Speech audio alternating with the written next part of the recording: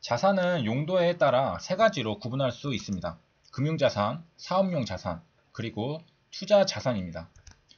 현금, 매출채권 등은 금융자산입니다.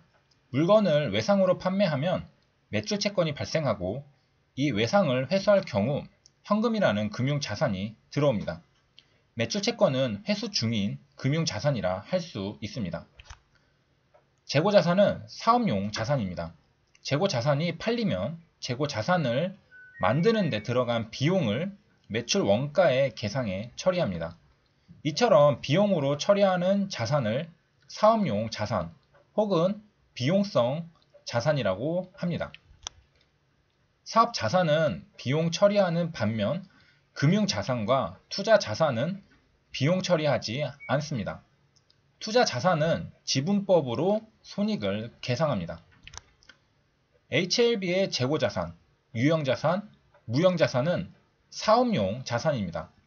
회사의 자산 구조에서 유무형 자산 위주로 사업용 자산이 많을 경우 이는 감가상각비 부담이 크기 때문에 이익률을 낮추는 요인으로 작용합니다.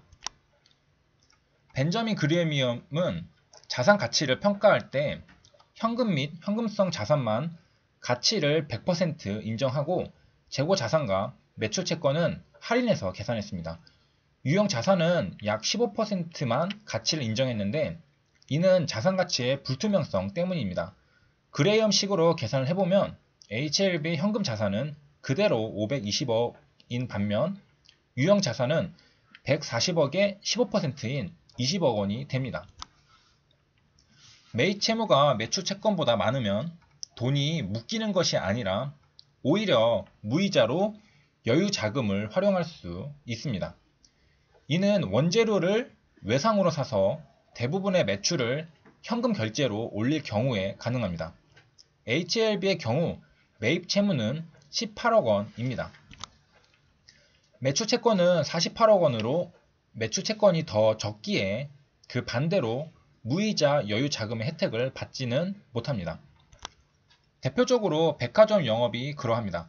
같은 업종에서 친숙한 이마트를 살펴보겠습니다.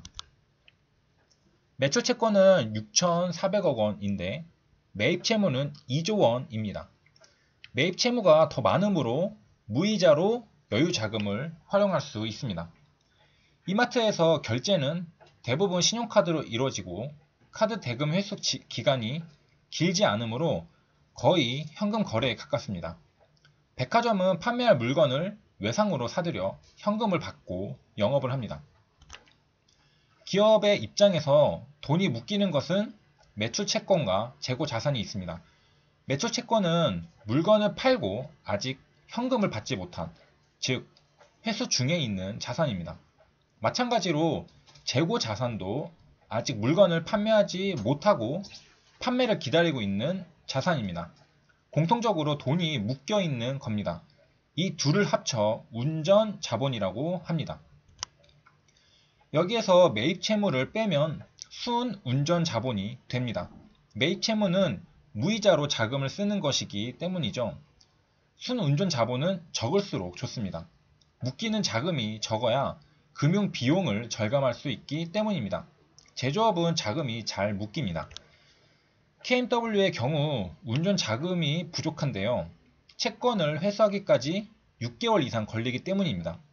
카드 대금 회수 기간이 짧은 백화점과는 다른 상황이죠.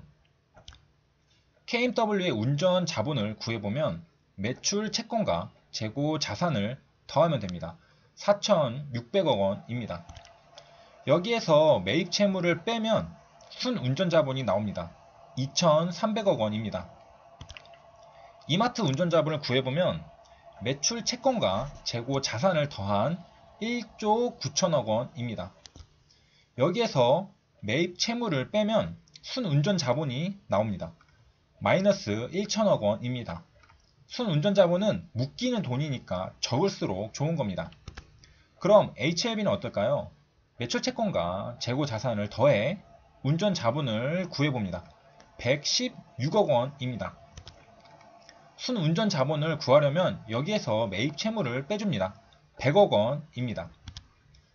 재무상태표에서 매출 채권은 대손 충당금을 차감한 금액입니다. 무슨 말이냐면 실제 매출 채권은 저 48억 원보단 더 많다는 겁니다.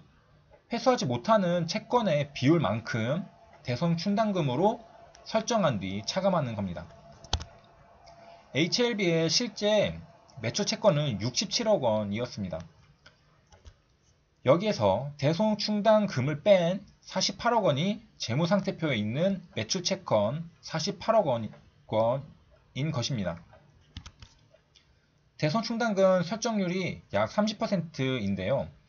그동안 기업이 매년 통계를 내본 결과 30% 정도는 채권이 회수되지 않았다고 봐서 설정한 것입니다.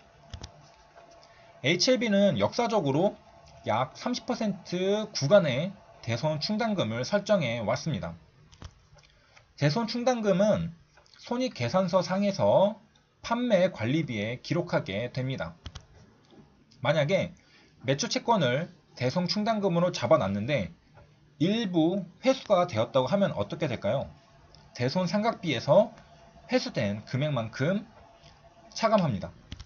그리고 현금이 들어오겠죠. 현금에서 회수된 금액만큼 더해줍니다. 재고자산은 4가지가 있는데요. 제공품은 더 가공해야 판매가 가능한 상태를 의미합니다. 제공품 상태로는 판매할 수 없습니다. HLB는 제공품이 50억 원으로 가장 많은 비중을 차지합니다. 취득 원가에서 평가손실 충당금을 차감하면 장부 금액이 나오는데요. 상품과 제품은 장부 금액이 0원입니다. 평가손실 충당금은 재고자산, 제조원가와 재고자산을 판매했을 때 받을 수 있는 금액을 비교해서 결정합니다. 재고자산, 제조원가가 1만원이고 이것을 시장에 내다 팔 때 9천원을 받을 경우 평가충당금을 1천원 설정합니다. 즉 재고자산 가치가 떨어졌다고 보고 비용으로 처리하되 매출 원가에서 차감합니다. 상품과 제품의 경우에는 제조원가, 취득원가가 2억, 1억 원이었으나 시장에 내다 팔 때 가치가 없다고 판단되어 평가손실 충당금이 2억, 1억으로 설정되어 장부금액이 0원이 된 것입니다. 운전자금은 임금 지불, 원료 구입 등 사업 추진하는 데 필요한 자금을 말합니다. 그래서 운전자금은 단기적, 유동적인 자금의 성격을 지닙니다. 설비자금은 고정적, 장기적인 자금의 성격을 띠는 것과 비교됩니다. 그래서 운전자본은 유동자산에서 유동부채를 공제해서 구합니다. 순운전자본을 구하는 공식입니다. 순운전자본은 적을수록 좋습니다. 토보 장난감은 업계의 선두주자인 토이즈RUs와 경쟁하기 위해 판매 업체들에게 유리한 신용 조건으로 제품을 공급했습니다. 유리한 신용 조건이란 외상으로 물건을 판매하는 것이죠. 그럴 경우 토보에게 물건을 사간 판매 업체들은 무이자 여유 자금이 생기게 됩니다. 돈이 묶이지 않아서 좋죠.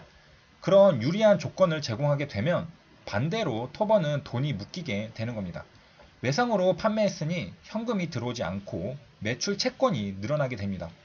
유동성에서 불이익을 감수하고 편의를 제공하는 것이죠. 경쟁자를 이기기 위해서입니다. 매출 채권이 증가하니 순운전 자본도 증가하겠죠. 돈이 묶이는 건 안 좋은 건데 돈이 묶이니까 순운전 자본도 증가합니다. 그래서 순운전 자본이 작아야 좋은 겁니다. 돈이 안 묶이니까요. 반대로 판매업체들은 매입 채무가 늘었으니 순운전 자본은 작아졌겠죠. 좋은 겁니다. 그러다 보니 만성적으로 자금 부족에 시달리게 됩니다. 토보 전담팀은 순운전 자본을 줄여야 하는데 매출 채권보다 재고 자산의 보유를 줄이는 방안에 초점을 맞추게 됩니다. 왜냐하면 경쟁자 토이즈RUs를 이기려면 판매 업체들에게 유리한 신용 조건을 제공해야 하는데 매출 채권을 줄인다는 것은 현금으로 받겠다는 뜻이므로 가능하지 않다고 본 것이기 때문이죠. 그래서 재고 자산을 줄이는 쪽으로 문제를 해결하기로 한 겁니다. 현금 순환 주기는 순운전 자본의 요소들의 기간들을 그대로 계산하면 됩니다. 현금순환 주기의 의미는 주기에 해당하는 날짜만큼 생산 자금을 투여하여야 한다는 것입니다. 현금순환 주기가 60일이라고 가정해 봅니다. 한국 기업들의 현금순환 주기는 업종별로 다음과 같습니다. 참고해서 계산해 볼 수 있을 겁니다. 다시 돌아와서 1일 평균 매출 원가가 1.5억 원이라고 합니다. 현금순환 주기는 60일 곱하기 1일 평균 매출 원가 1.5억 원을 곱한 90억 원이 바로 조달하여 투입하여야 할 현금의 액수를 의미하게 됩니다. 순환 주기가 60일이므로 60일 동안 기업이 영업활동을 하기 위해서 필요한 자금으로 혈액에 해당합니다. 순운전 자본이 작을수록 기업에게 유리하듯이 현금순환 주기도 작을수록 유리합니다. 현금순환 주기가 길면 조달할 자금이 증가한다는 의미고 곧 이자 비용의 증가를 의미하게 됩니다. 현금순환 주기를 줄이는 방법 중 하나는 생산 기간을 단축하는 것입니다. 또 다른 방법은 매출 채권 회수를 단축시키는 것인데 현실적으로는 어렵겠죠. 왜냐하면 다른 기업들도 현금순환 주기를 단축하기 위해 매입 채무의 지급을 늦추려고 하기 때문이죠. 감사합니다.